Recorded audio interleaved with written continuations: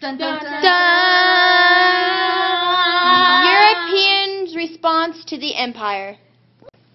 The Wars of Liberation and the invasions of Russia. From 1796 until 1807, France and Spain were allied, but in 1807, France forced Portugal to abandon its alliance with Britain. Dun, dun, dun.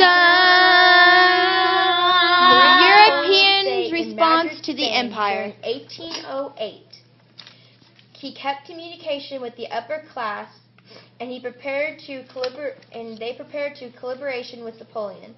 But the lower class at this point in time was preparing to rebel against them.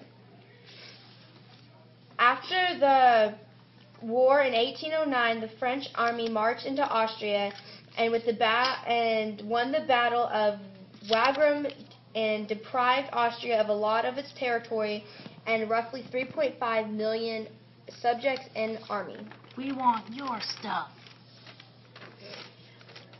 Napoleon divorced his 46-year-old wife, Josephine, for 18-year-old Mary Louise from Austria. Man cougar. And she was the daughter of Emperor of France. Invasion of Russia.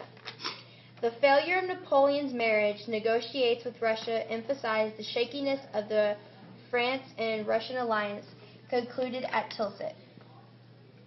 Napoleon violated the Treaty of Tilsit. Then in 1810, Russia withdrew from the continental system and began to prepare for war.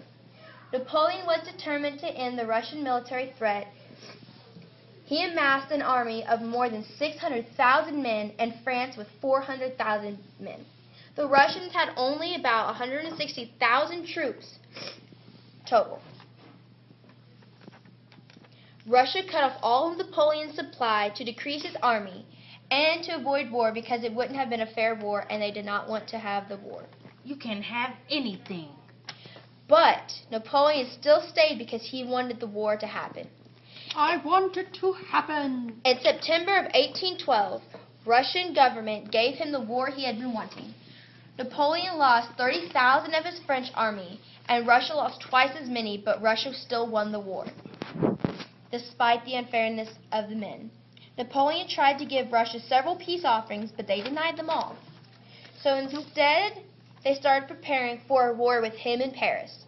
Napoleon left with 100,000 of his original men.